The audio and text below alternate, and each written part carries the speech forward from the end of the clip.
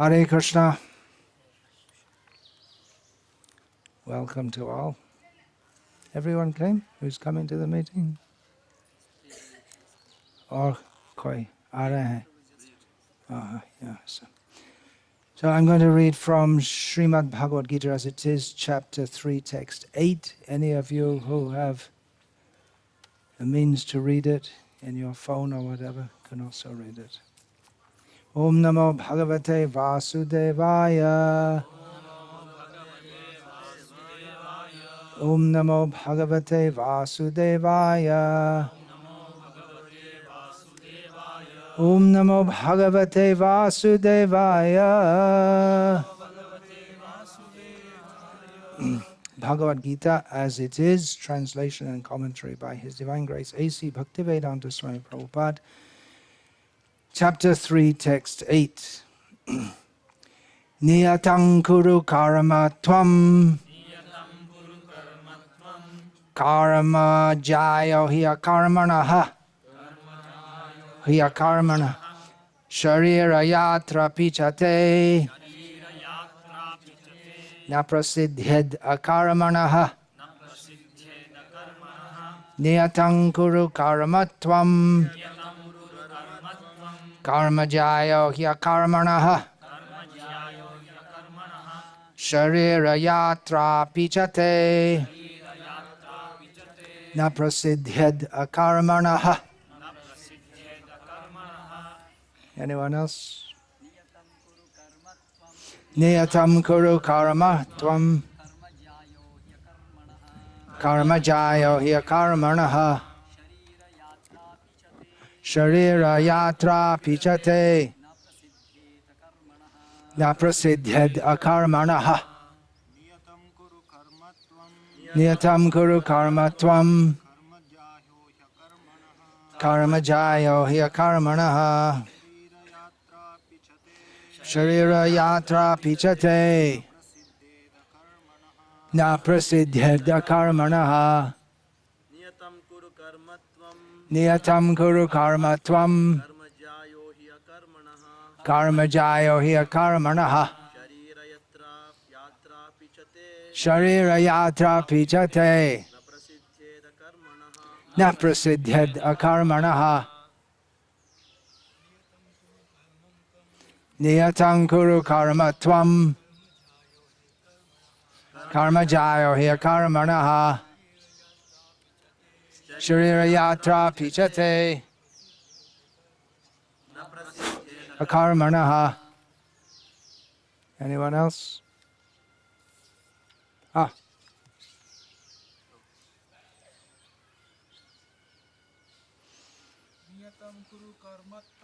Niyatam kuru karma tvam. Karma jayo hiya karmanaha. Sharira yatra pichate.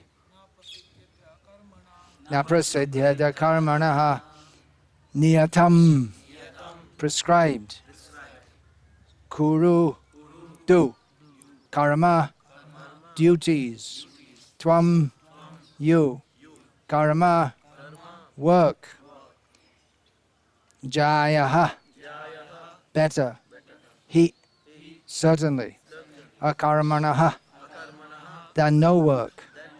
Sharira, bodily. Yatra, maintenance. Api, even. Cha, also. Te, your. Na, never.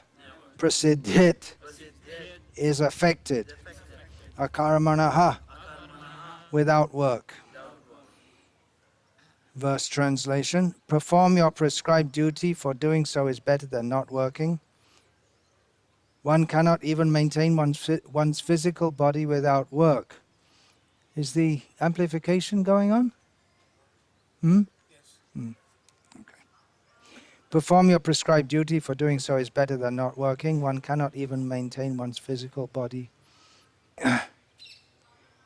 without work. Purport by Srila Prabhupada. There are many pseudo-meditators who misrepresent themselves as belonging to high parentage and great professional men who falsely pose that they have sacrificed everything for the sake of advancement in spiritual life. Lord Krishna did not want Arjuna to become a pretender. Rather, the Lord desired that Arjuna perform his prescribed duties as set forth for Kshatriyas.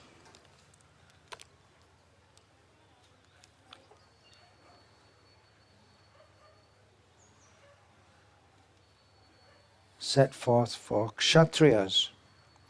Arjuna was a householder and a military general, and therefore it was better for him to remain as such and perform his religious duties as prescribed for the householder Kshatriya. Such activities gradually cleanse the heart of a mundane man and free him from material contamination. So-called renunciation for the purpose of maintenance is never approved by the Lord, nor by any religious scripture. After all, one has to maintain one's body and soul together by some work. Work should not be given up capriciously, without purification of materialistic propensities. Do you all know what capriciously means? It means whimsically, without any real reason, just like that. Work should not be given up capriciously, without purification of materialistic propensities. Whimsically is a synonym of capriciously. Anyone who is in the material world is certainly possessed of the impure propensity for lording it over material nature, or, in other words, for sense gratification. Such polluted propensities have to be cleared. Without doing so through prescribed duties, one should never attempt to become a so-called transcendentalist, renouncing work and living at the cost of others.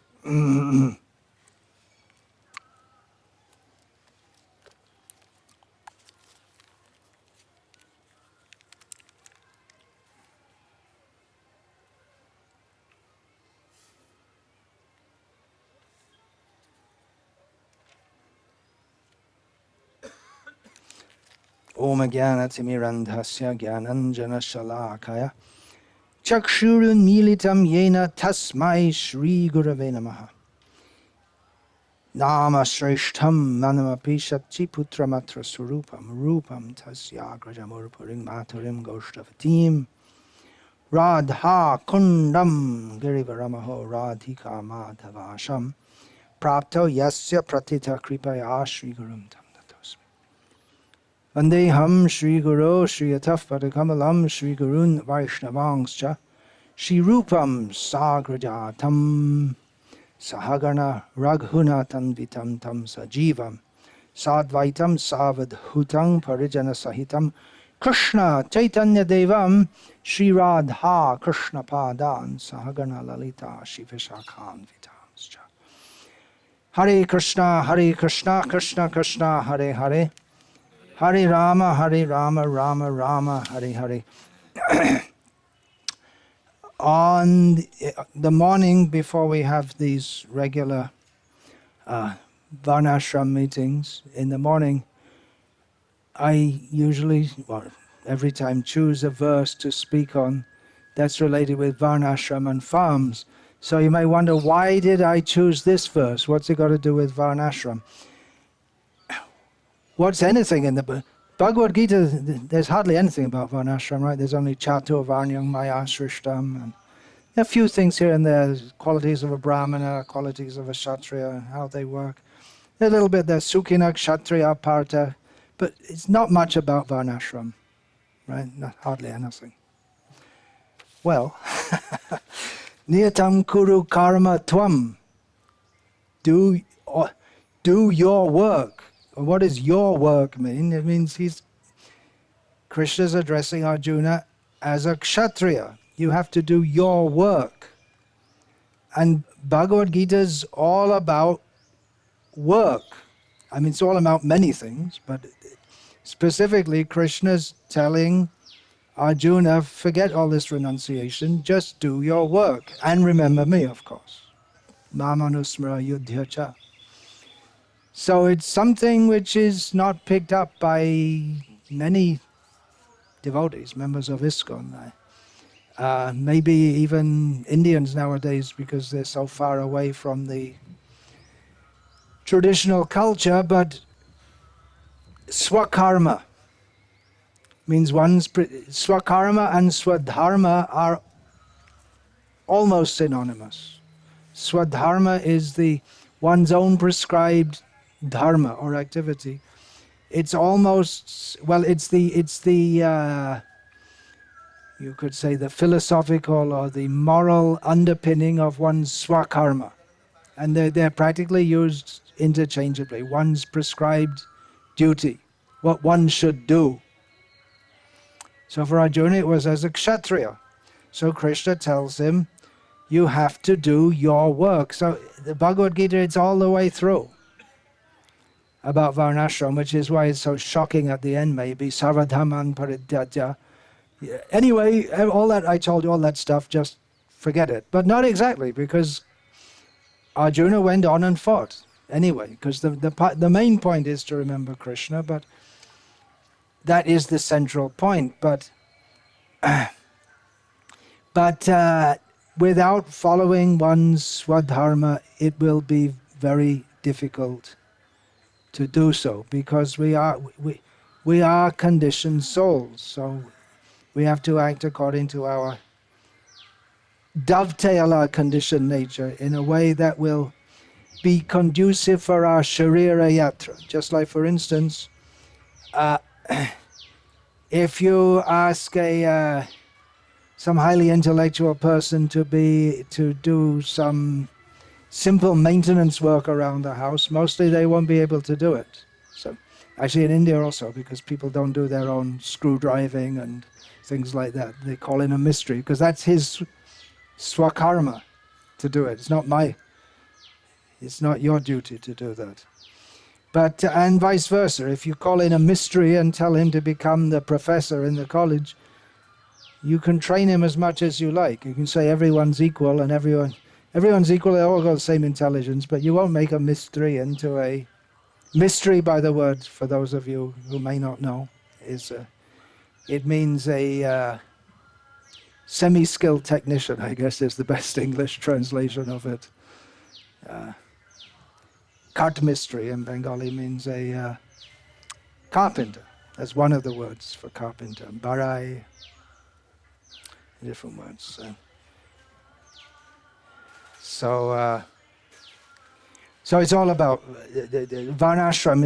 It flows through the whole scripture, everywhere, because the whole culture of Krishna consciousness, it's built, and even Krishna's pastimes are built on the culture of varnashram. It operates within that specific culture, which caused me a lot of surprise yesterday when one devotee told me, quoting, accurately or inaccurately, I don't know, that one of the big famous leaders in our movement says, I've been reading Prabhupada's books for over 40 years. I don't find... He hardly talks about varnashram. Really? Well, the whole Bhagavad-gita, it's the undercurrent, if not directly stated. And even here in this verse, it's not even an undercurrent. It's for someone who understands, it's not an undercurrent. It's a direct statement. So it reminds me of that story of Bhaktisiddhanta Saraswati Thakur told, of the woman, she's having her son tutored, and he's 14 years old or something. She's been tutoring him since he was 5 years old, and she just hears him saying A, B, C, and she runs in the room and shouts at him, "You're still teaching him A, B, C? All these years and you didn't get past A, B, C," and threw him out of the house. He was teaching geometry. But she couldn't understand. She couldn't understand that. Recently I was speaking with Bhakti Vidyapurna Maharaj, and he said something which I thought was quite interesting. He said that trying to explain about Varnashram Dharma to devotees who have no experience of Vedic culture, which means non-Indians who haven't spent time in India. It's like trying to explain different colors to a colorblind person. I thought that was very interesting, because he spent years and years trying to do that, going to the West and trying to explain that. But then I thought, actually, I disagree with that. Why? Because when Srila Prabhupada was here, all the devotees knew about the Varnasrama mission. And you'll find in the old Back to Godhead, so we're studying Varnasrama farms. It's not because they're from the West, but because they lost faith in it or whatever. But it's not impossible for them to understand. It's a very easy thing to understand, actually, that, as Srila Prabhupada explained many times, that anyway in society you'll find intellectuals, leader types, money-making types, or people who will organize labor and labor. It's there anyway, but it just needs to be systematically arranged. And on top of that, the main point, put Krishna in the center. So it's not that they can't understand, but it's a case of trying to wake up a man who's pretending to be asleep. Because these are the same ones who themselves would have been preaching about it years ago, and now they're actually inimical to it. They don't like it at all. Some of the top leaders, some of them pretend and say, well, we're not ready for it yet, we'll do it later, and some are even directly against it, or they even deny that Prabhupada's talking about it. There's no doubt it's not an easy thing to do, to establish Varnashram, because Srila Prabhupada says 50% of my work, and what he did was also unimaginable. It was unimaginable before Srila Prabhupada went to the West that people would be chanting Hare Krishna and following the four regulative principles and dedicating their lives to Krishna. It was unimaginable, we usually say outside of India, but practically it was unimaginable outside of Bengal, Assam, Tripura, Orissa, and Vrindavan. It was practically unimaginable. And there were a few, the Punjab side from the Radharaman Goswamis they have a long history of preaching there, and Madhav Maharaj, he has some preaching there. South India, Tamil Nadu, it was hardly imaginable. Bhaktisiddhanta Saraswati Thakur had just a handful of disciples from the Telugu-speaking area. That one was there, Jagannathan. He translated Jaiva Dharma and other books into Telugu. But practically it was unimaginable even in most of India, what to speak of in the West. And who could imagine that there would be Srimad Bhagavatam distributed in huge quantities all over the world, people buying them, and Bhagavad-gita, and not just a little pocket Bhagavad-gita, but a big edition with complex purport. I mean, it's not an easy thing to understand. People say, oh, Bhagavad-gita, that's just baby stuff, but it's not such an easy thing to understand. Just like this point, niyatam kuru karma tvam. How many people? It's not just work, but it's your work. It's general and it's specific. General, that everyone has to work, but specific, you have to do your work. So you can spend your whole life studying Gita and you won't come to the end. I saw some review of some commentary on Bhagavad-gita written. This was an edition which came out fairly recently, and it was said that just when we thought that all the scholarship on Bhagavad-gita was finished, someone brought out a new angle. So they thought, it's finished, that's it, we got Bhagavad-gita wrapped up, tied up, we understand everything about it, okay, now finished.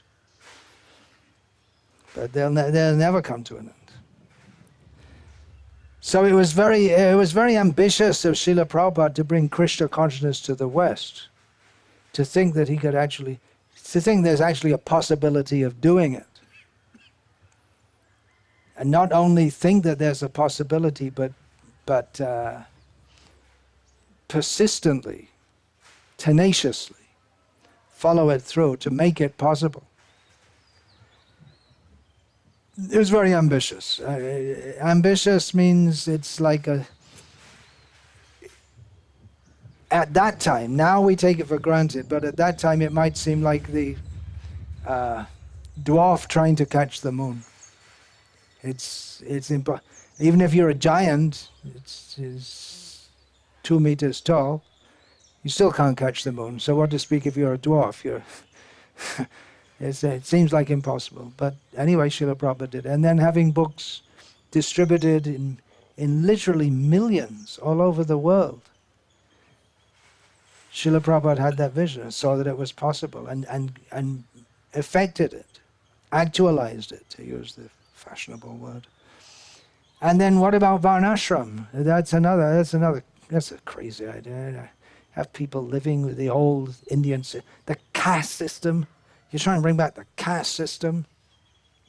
Big gurus say things like this. It's amazing. They have been reading Prabhupada's books for over 40 years, and they, at least one thinks that we're trying to bring back the caste system.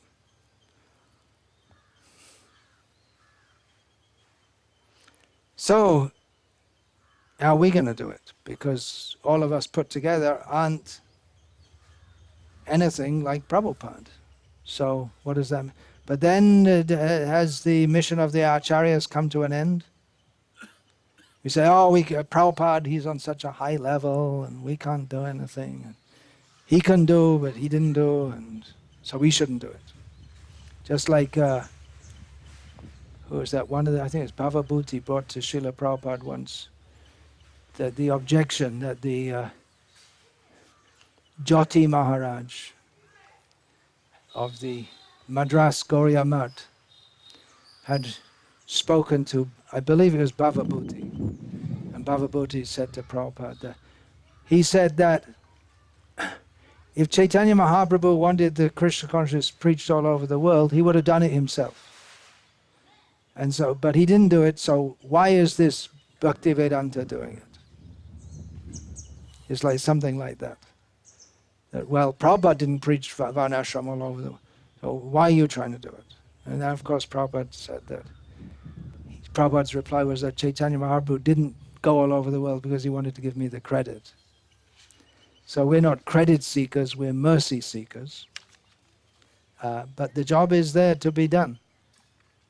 And by Srila Prabhupada, if we actually believe that Srila Prabhupada's mercy is still alive and Srila Prabhupada isn't dead, if we actually believe that Srila Prabhupada's alive, his mercy is there, then we should be able to do something to effect this mission. We have started a few farm communities, which another thing Srila Prabhupada stressed was the farm communities for simple living and high thinking. And that's actually easier to aim at than Varnashram. If we talk about Varnashram and having the 4 orders and cooperating and everything together, everyone, all the different functions going on, that seems quite complex. But simple living and high thinking, that's imaginable, reachable, doable right now. Fairly simple living, at least. When you say, what do you mean fairly? It is very simple. But there's one, well, I'll just get back to that. I'll just talk about simple living and high thinking. But it's the idea is to live in a natural way. Natural means, well, we do build houses also. If you want to be really natural and the Precambrian man or all this kind of thing. Were there men Precambrian according to their theories? They existed. Neanderthal man, then you probably wouldn't even build a house. But we don't want to be that natural. So natural way of living, based on the land, what is easily available to us. It's a step. It's not exactly varnashram, but it's a good step toward. The idea is to be self-sufficient as far as possible. Produce all that we need locally by employing our own labor rather than bringing other people from outside to do the labor. So it's a stepping stone. It puts us in a position much closer to the full varnashram, and even for Krishna consciousness, it's much better to live simply on the land, especially for grihastas, so they can get out of the bad association of the city and be in association of devotees and engaging Krishna-centered activities throughout the day, which in the city, working for some kami and this and that, then they're not going to be able to do that. But it's not totally simple living. It's, even in the communities which we started where there's no electricity, which is very simple, that automatically makes a lot of simplicity. You may say, no, it doesn't, because we don't, instead of just turning the tap and getting the water, then we have to pump. So it's less simple. We have to pump the water. Instead of just flicking the switch on, we have to light the lamp. So it's less simple. We have to do so much extra work. But then, of course, to have the conveniences, we have to make our whole life extremely complex. So overall, it's a much more simple way of life. But the self-sufficiency and the simplicity is compromised by the fact that even though we're living in our little Vaikuntha bubble, we're surrounded by the money culture. And it's very difficult to escape that. And there's give and take of money. We can't avoid it. So if we can really cut out of that and have our own community, when there's no money, then we know that we're actually achieving real self-sufficiency. But that might require to have several villages all together so we can barter and everything. Otherwise, money, we can't avoid that. Just like, for instance, all of you have come here, you couldn't pay for the train tickets in cabbages, right? Do some barter. You have to pay money, right? But in many ways also, you are buffeted from that, protected from that. For instance, if the price of cabbages goes up in the market, it won't affect you if you grow them on the ground, in your own ground. Your own ground means Krishna's ground. So they're not affected. So it's great. All glories to all of you for getting all this together, doing this. It's a good start. There's a long way to go. It'll never be perfect because nothing in this world is perfect. Savaramba hidoshena. Nothing in this world is perfect, but perfect can be our endeavor and our attempt and our attitude.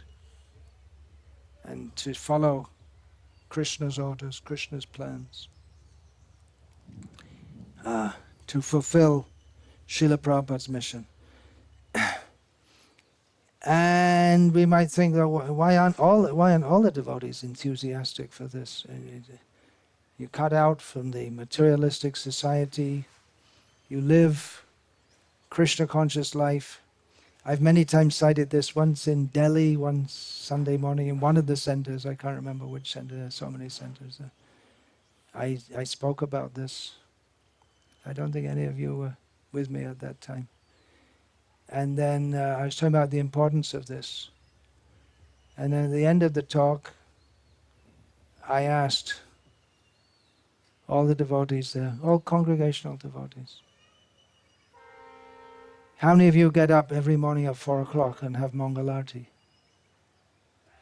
And about 100 devotees there. One hand went up. I said, oh, that's very good. And they said, he's retired. So everyone who's at work doesn't get up in the morning. So just from that point of view, you'd think, well, for spiritual life. What about you, Natya Granga? You used to get up when you were living next to the temple, huh? No. You didn't get up every morning. It's too difficult. You get back late at night, you're exhausted, and you have another day's hard work, and you can fall asleep in Srimad Bhagavatam class and get away with it, but you can't fall asleep at work and get away with it, right? It's high pressure. So for spiritual life, it's much better. Those who have moved to the farms can attest to that. The spiritual content of their life quantitatively has increased, and naturally the quality will also increase. But quantitatively, I mean the time that you spend chanting Hare Krishna. Time spent with devotees is 100%, whereas previously, if you include your family as devotees, which we hope they are, but then it would be very little compared to the time you spend with non-devotees. And even in the family, you're with devotees, but a lot in your family at home in the city, a lot of the time, the way you're relating with them is not directly related to Krishna consciousness. It's all about getting the kids to school, getting their breakfast ready, and this and that. So why doesn't everyone come and join?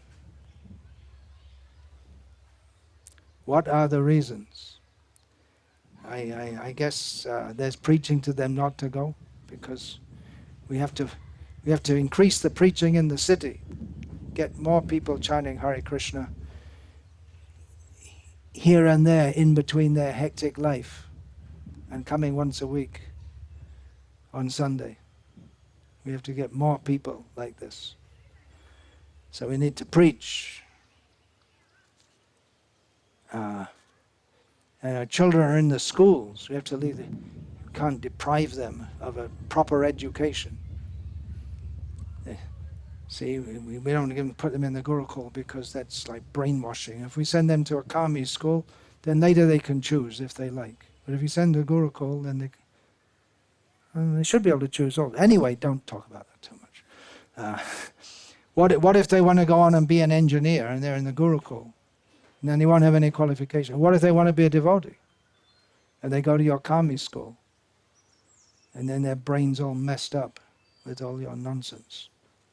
Don't call it nonsense. Yeah, they think, well, anyway, you can make money and buy cabbage in the bazaar.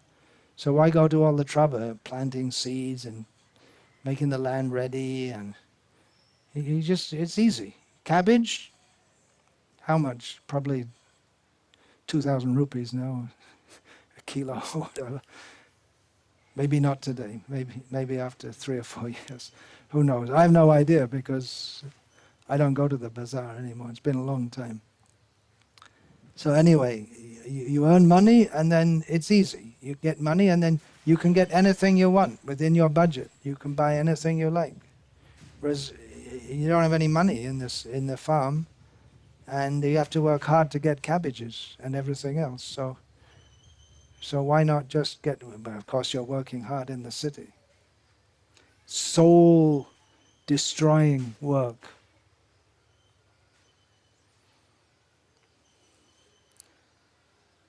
They think that it's not preaching. See, we have to be in the city and preach. That means that we're in our job and 1 or 2 hours a week we'll go out and do some kind of preaching or whatever, or we give money to help the preaching. So we're expanding the preaching in the city. Or we do a book table like this time to time and sell books like On a Journey to Your Home and things like that, where there's nothing about Krishna consciousness. And that's preaching, because we don't want to preach to people, right? We don't want to burn them out with all those heavy things that Prabhupada says in his books. So we give them some nice books. And that's nice preaching. Then people will like us. So they think it's not preaching. Yeah. All right. Well, I say it's good preaching, because we can show people that what Prabhupada says about your hog, dog, pig civilization is a fact. By showing something better, people don't believe it. Less than animal civilization, vagina civilization. I've got in my Mood and Mission book, which I'm got a whole list of quotes of the things Prabhupada, different adjectives Prabhupada uses. Rakshasa civilization, and so on. So if people see that, they can understand that there is a better way to live your life. They don't believe. Maybe they don't want to believe it. They think, oh, it's too much hard work. You know, that's one of the great illusions spun by modern society. The idea that you don't like to work. You see, you have all these machines that do the work. The women don't have to wash the clothes. Actually, the women never did anyway. They got servants to wash the clothes, right? But the servants won't wash the clothes because they're working in the factory and earning money. So you have to have a washing machine. So if I didn't have a washing machine, I have to wash the cloth myself. But to get the washing machine, you have to work hard. And it's not enough for the man only to work. The wife also has to work. Right? Otherwise you can't afford your washing machine and your iPhone and your iPad and your AC and your this, and that. There's always new things to buy. And you couldn't afford it if you weren't both working. Well, actually on our farms, men and women work also. That's also there. But it's swakarma. Everyone's supposed to work, but according to their proper duties. There's also, being in modern life, there's the idea, we're programmed very deeply that we've got to get more and more things, and work hard and be a success, and then you can buy more things. But why? Why actually? You've got to get the latest iPhone, and got to go to the latest movie, and this, and why? Well, why actually? Well, then I can watch the latest movie on my iPhone. And why? Just every answer they give, why? And what does it come down to? I enjoy it. I'm happy. But they're not happy. This whole idea, how can you live very simply and be satisfied? They're not satisfied with what Krishna gives. We've got to do something better. And they're not, the idea that you can be satisfied with very little material things, just what you need, and be satisfied, santushta satatam yogi, as a devotee, chanting Hare Krishna, they don't believe it. When I joined this room, they told me, you do whatever you're doing and add Hare Krishna. Okay, that's good. So I'll be materialistic and ambitious and send my children to the best schools and chant Hare Krishna. All right, that's okay for a beginning, but that's not the highest level. That we'd say, okay, whatever you're doing, chant Hare Krishna. But then the result of chanting Hare Krishna should be that if we're doing Shravana Kirtana, hearing and chanting, and Gaura Vihita Kirtan, Gaura Vihita Shravan, hearing and chanting in the way ordained by Chaitanya Mahaprabhu, then naturally a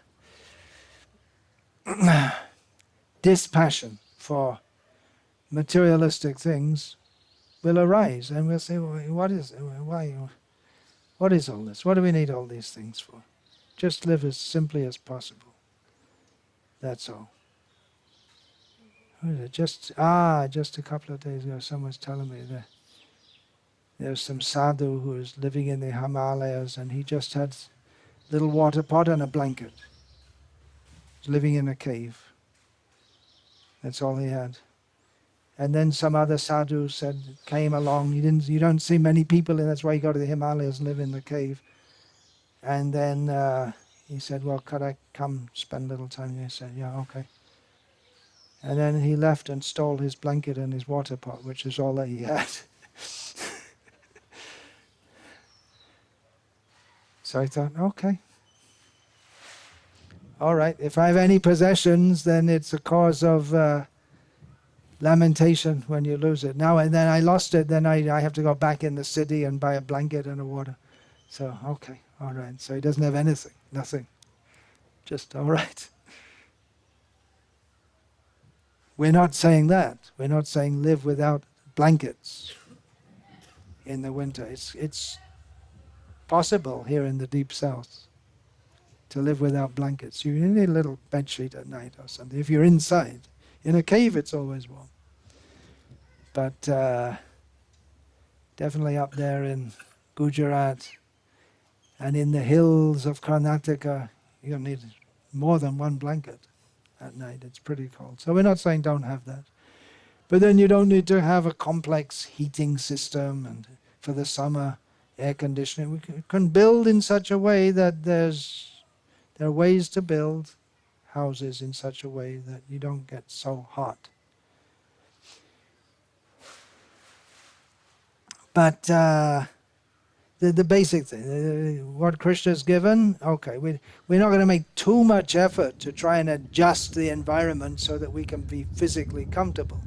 Because even if you make it physically comfortable, then still that we also find that generally the more people are physically comfortable, the more people are mentally uncomfortable. And the mentally uncomfortable is worse than the physically uncomfortable, because after all, it's all in the mind. So, and of course the main point that we want to be Krishna conscious. So it's conducive for Krishna conscious to do that. It's good that we have the farms are big preaching, because whatever objections that people have to joining the farms or about the farms, if they see, then they'll all be cleared away just by seeing that actually devotees are living very happily and very simply. I mean, we're not saying that everyone's going to completely throw out their objections immediately, but the fact that they are there and going on, and devotees are living happily and they don't want to leave, and not just happily, but day and night difference between what they had previously. They were happy in Krishna consciousness compared to the karmis when they were living in the city. But after going to the farm, it's almost like the difference between being a non-devotee in the city and a devotee in the city. And then it's another quantum leap, being a devotee in the city and being a devotee in the farm. And you're nodding with agreement there, Tribangananda, who's been in there since the beginning. It's a quantum leap. The living among devotees, living simply, seeing Krishna. You don't see Krishna in the asphalt of the cities much, but you see, when you put the seeds in the ground and see them growing, you see Krishna, isn't it? This is all Krishna. You see the birds flying, the clouds in the sky. You see, it's all Krishna's arrangement. You actually see Krishna everywhere and at every moment. Whereas the cities are made in such a way that the cities are a monument to man's abilities and his foolishness. It's all man-made. We made this. It's all man-made. We don't need any God here. This wasn't made by God. It was made by man. So it's the cities are for propagating the illusion that man is in control. No need of any God.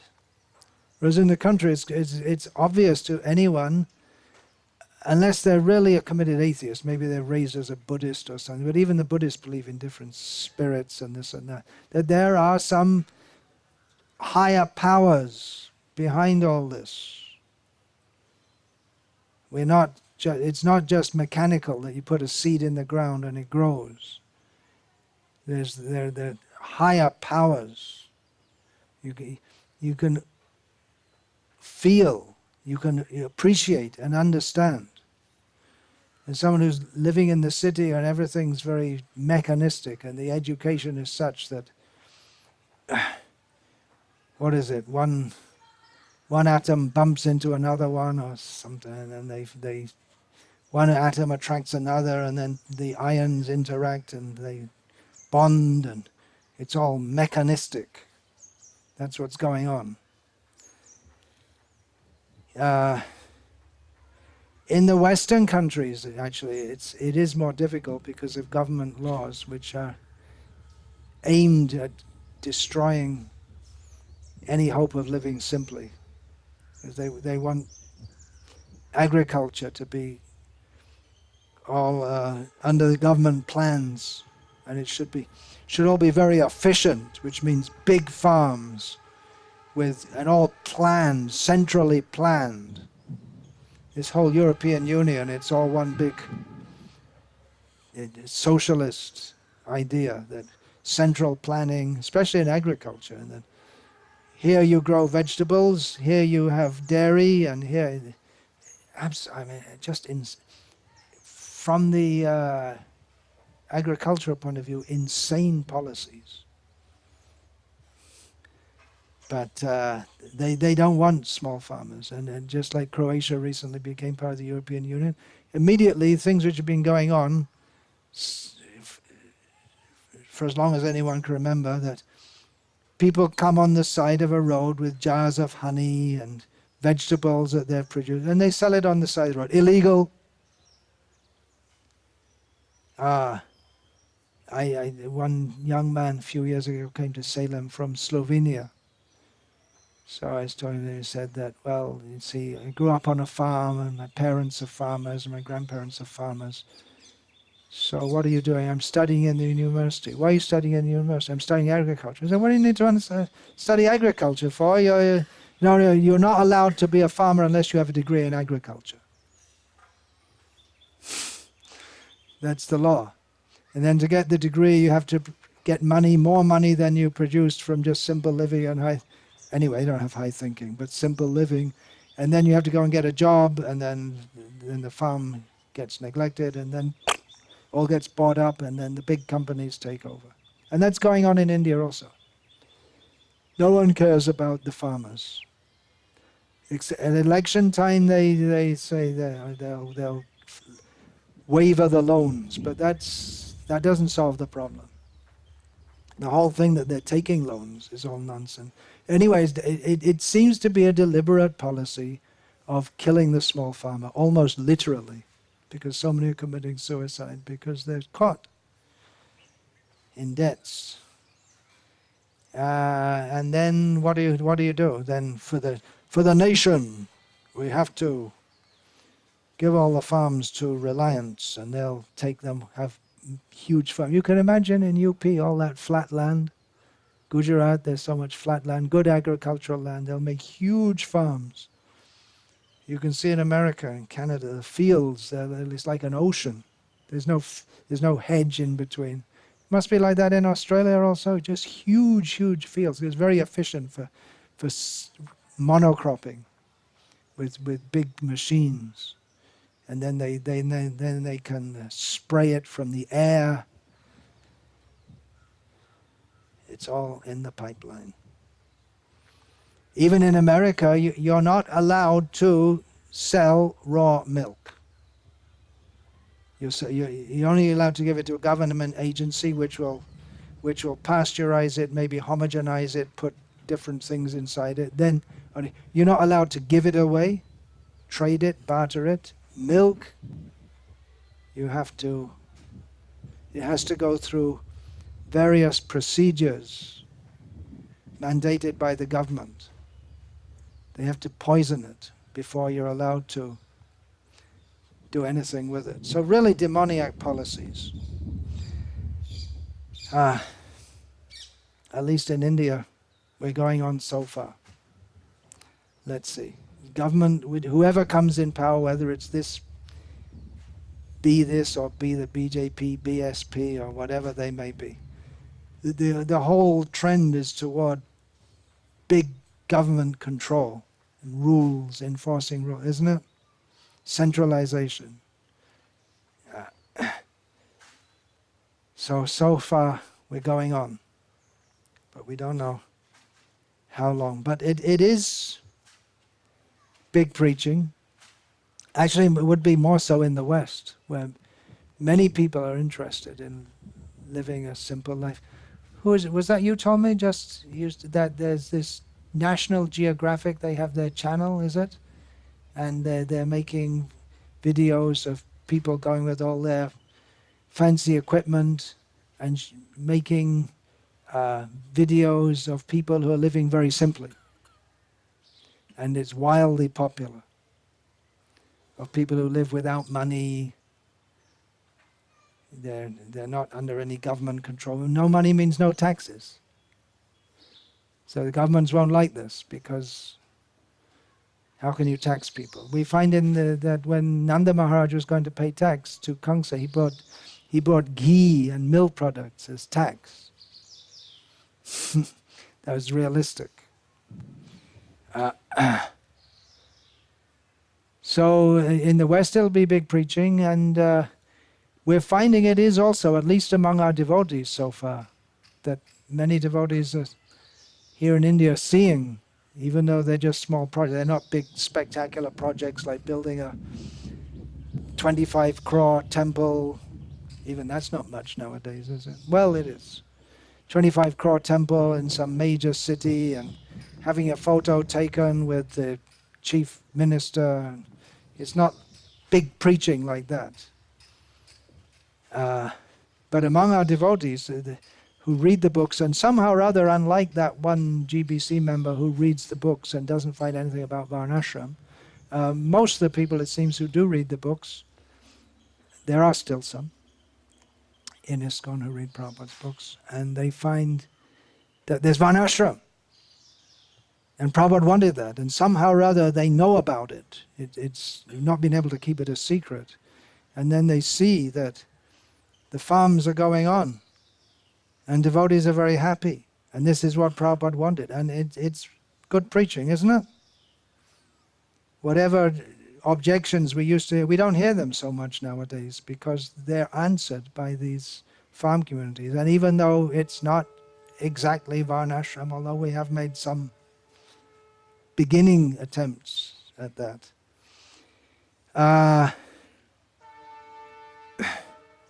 then even that itself, to show that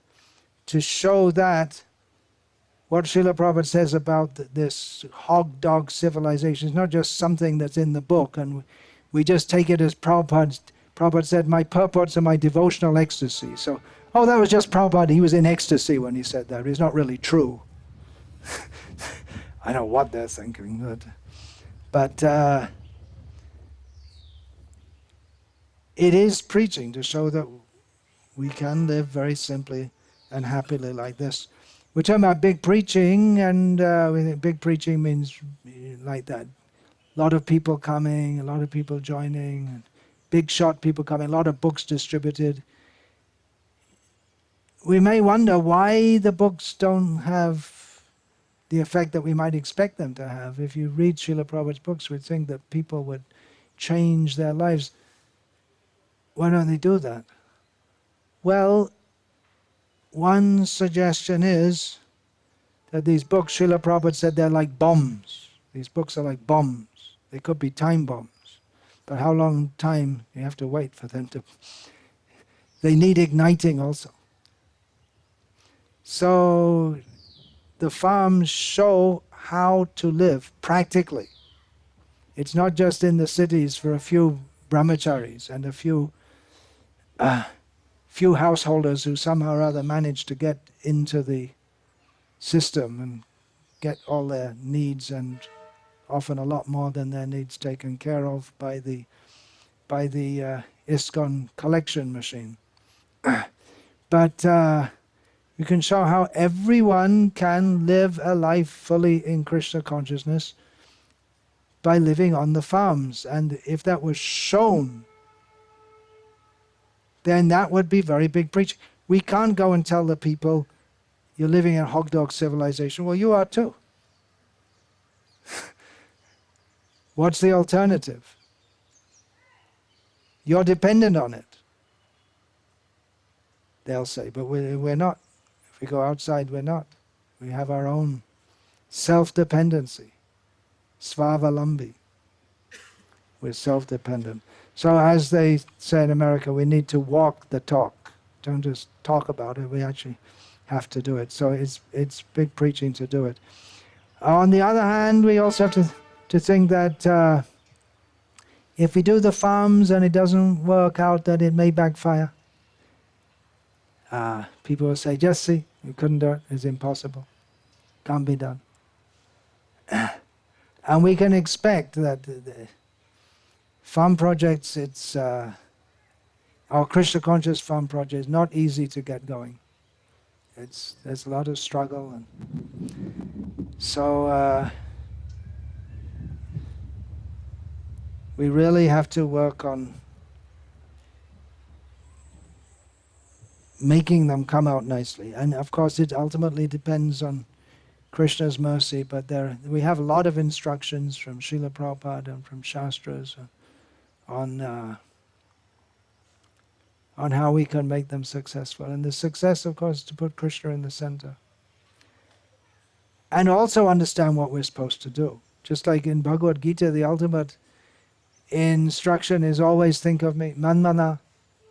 But there's also a lot of instruction on how we have to live in this world.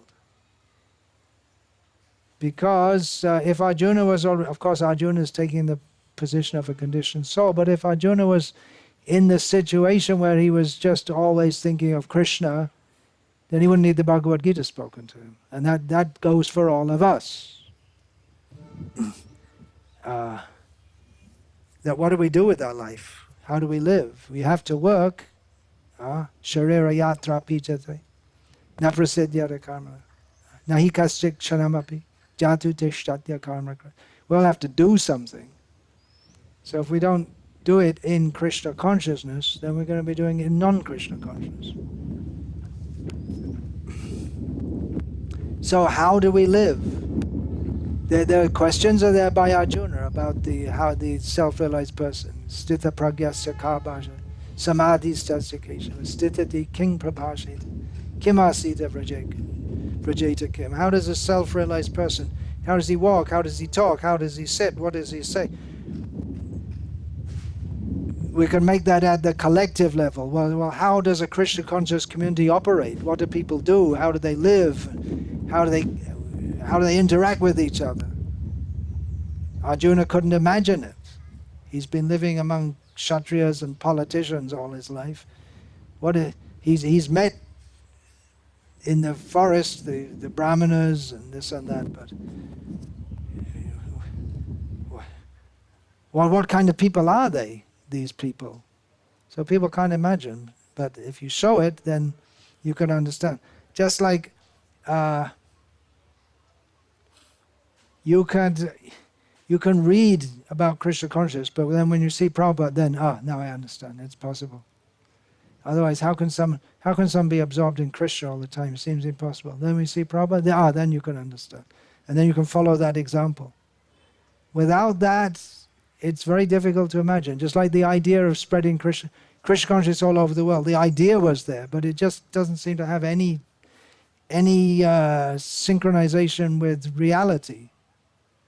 The reality we see is so different that we just can't imagine that happening. But then Prabhupada showed, and then everyone can understand. Just like the example he gave. Christopher Columbus. How could anyone could have gone to America and discovered it? Okay, take this egg. All right, all of you are criticizing. Stand this egg up vertically. And no one can do it. Try to balance it, and it won't balance. How are you going to stand an egg? And then Krishna Columbus said, I'll show you. And he just takes it and slightly cracks at the bottom and stands there. Anyone could have done that. Yeah, but you didn't know until I did it. They couldn't imagine how to do it until he showed how to do it. So Srila Prabhupada showed that it was possible. And then others can do. We had to struggle a lot. So pioneering, it's pioneering work. May have to struggle a lot. There'll be setbacks and disappointments and objections and opposition. You just have to go on with faith in Krishna, Prabhupada's order. Hare Krishna. That's all I'd say for now. Any question about this? Yeah.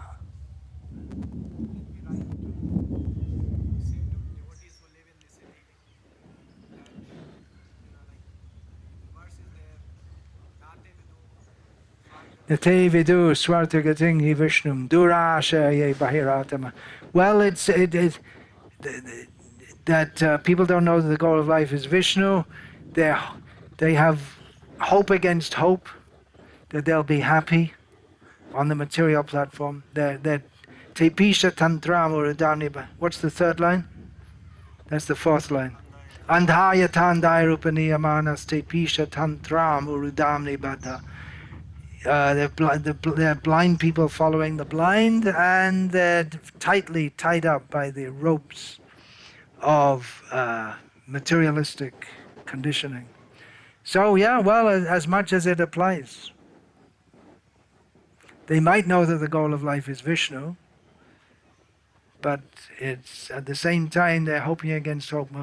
Yeah, I'll be a devotee and my son will be the first Indian on the moon, astronaut or something. Big ambitions.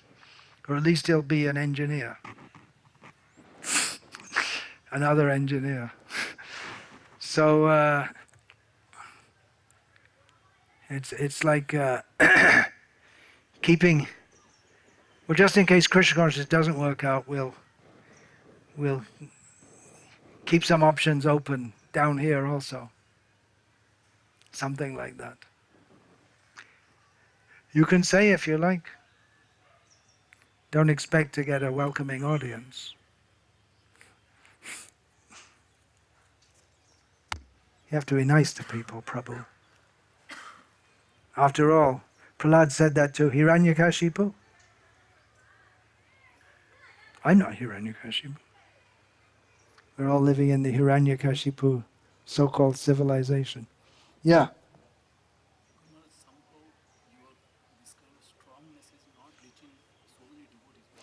The strong message is not reaching so many devotees. Then, clear message is not reaching. There's some interference in the transmission. You remember the old radios? You had to tune them. If it's not exactly tuned, then you get interference.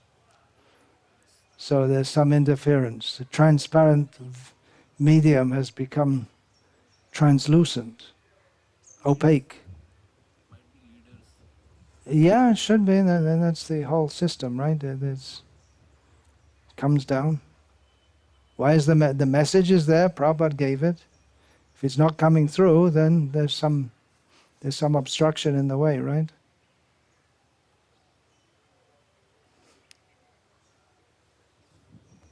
Krishna consciousness is a science.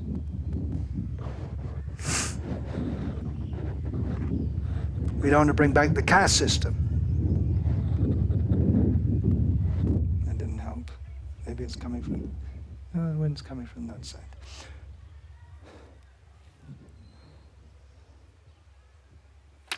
Hare Krishna. Niyatam Guru Karma Tam Karma Jaya Hoya Karmanaha Sharira Yatra Pichate Na Prasiddhyad Akarmanaha Vancha Kalpatarubhyascha Kripa Sindhu Avijapatidanam Pavanebhyo Vaishnavebhyo Namo Namah.